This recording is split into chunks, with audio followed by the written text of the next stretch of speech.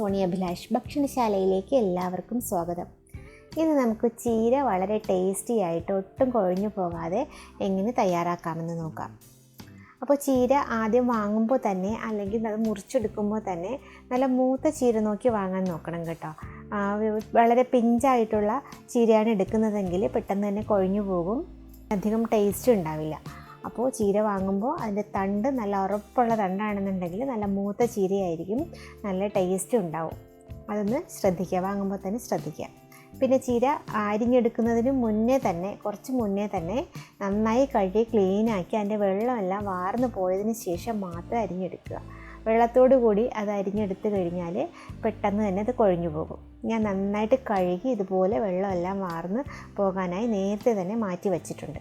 ഇനി നമുക്ക് ചീരയിലേക്ക് തോരന് ആവശ്യമായിട്ടുള്ള അരപ്പ് എങ്ങനെ ഉണ്ടാക്കാമെന്ന് നോക്കാം. അരമുറി ചെറിയ തേങ്ങ, 2 വറ്റൽമുളക്, 2 ചെറിയ ഉള്ളി, 1/2 ടീസ്പൂൺ ചെറിയ ജീരകം. ഇതെല്ലാം കൂടി ഞാനിതുപോലെ ഈ കല്ലിലിട്ടാണ് ഒന്ന് ചതച്ചെടുക്കുന്നത്.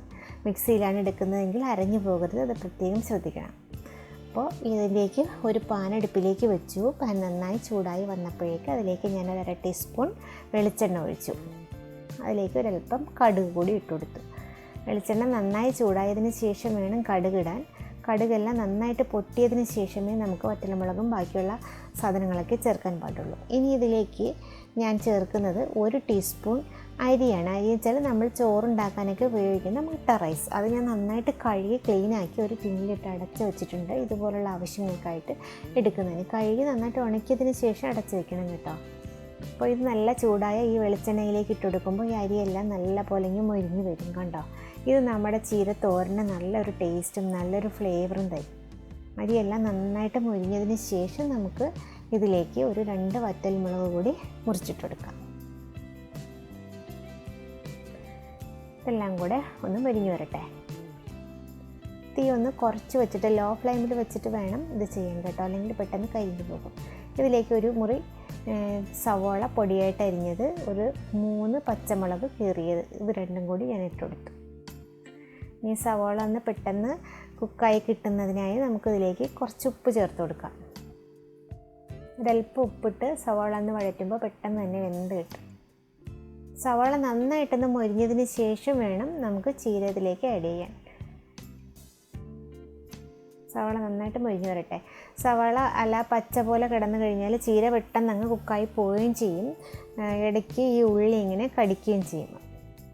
അതുകൊണ്ടാണ് സവാള നന്നായിട്ട് മൊരിഞ്ഞതിന് ശേഷം നമുക്ക് ചീര ചേർക്കാമെന്ന് പറഞ്ഞത്.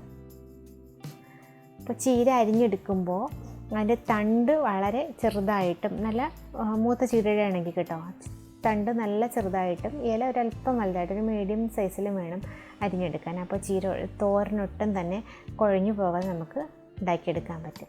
കണ്ടോ, ഇതുപോലെ ഞാൻ തണ്ടൊക്കെ നല്ല പൊടിയായിട്ട് അരിഞ്ഞിട്ടുണ്ട്. ഇല ഇതുപോലെ ഈ ഒരു വലുപ്പത്തിനും അരിഞ്ഞെടുത്തിട്ടുണ്ട്.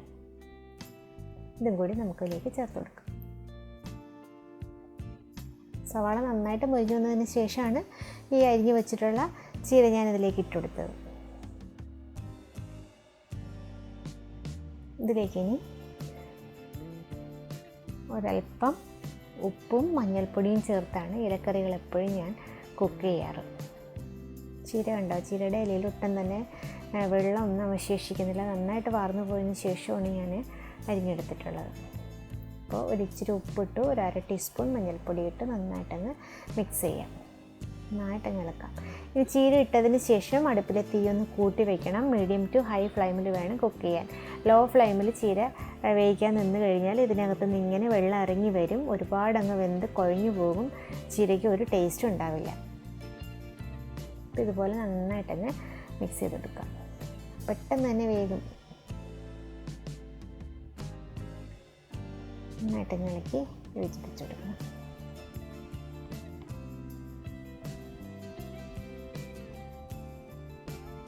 നന്നായിട്ട് വെന്തോണം കണ്ടോ. ഇതുപോലെ നീക്കി നോക്കുമ്പോൾ ഇതിൽ ഒട്ടും തന്നെ വെള്ളം ഇറങ്ങി വരുന്നില്ല എന്ന് കാണുമ്പോൾ വേണം നമ്മൾ ചതച്ച് വെച്ചിട്ടുള്ള തേങ്ങയും വറ്റൽമുളകും ചെറിയ ഉള്ളിയും ചെറിയ ജീരകം കൂടെ ചതച്ചെടുത്തിട്ടുള്ള ഈ കൂട്ടത്തിൻ്റെ അകത്തേക്ക് നമുക്കങ്ങ് ഇട്ടുകൊടുക്കാം. ഇട്ടുകൊടുത്തിട്ട് ഇത് നന്നായിട്ടങ്ങ് മൂടി വയ്ക്കണം. ഇനി മൂടി ഒരു 2 മിനിറ്റ് ഒന്ന് അടച്ച് വയ്ക്കാം. 2 മിനിറ്റ് ഒന്ന് അടച്ച് വയ്ക്കുമ്പോൾ തന്നെ ഇതൊന്ന് ആയി കിട്ടും. പൂറിലൊന്ന് നന്നായിട്ടൊന്ന് ഒതുക്കി വെച്ചിട്ട് നമുക്കതങ്ങ് അടച്ച് വയ്ക്കാം.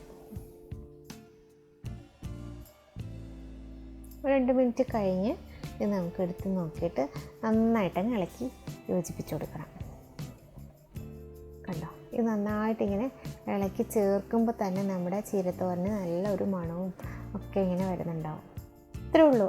വളരെ ഈസിയാണ്, പെട്ടെന്ന് ഉണ്ടാക്കിയെടുക്കാൻ പറ്റും, വളരെ ടേസ്റ്റി ആയിട്ട് ഉണ്ടാക്കിയെടുക്കാൻ പറ്റും. എല്ലാവരും ട്രൈ ചെയ്ത് നോക്കണം. വളരെ ഈസി ആയിട്ട് ഉണ്ടാക്കിയെടുക്കാൻ പറ്റുന്ന ചീരത്തോരൻ റെഡി ആയിട്ടുണ്ട്. വീഡിയോ ഇഷ്ടപ്പെട്ടാൽ ഷെയർ ചെയ്യാനും ലൈക്ക് ചെയ്യാനും കമൻറ്റ് ചെയ്യാനും മറക്കരുത്. Thank you.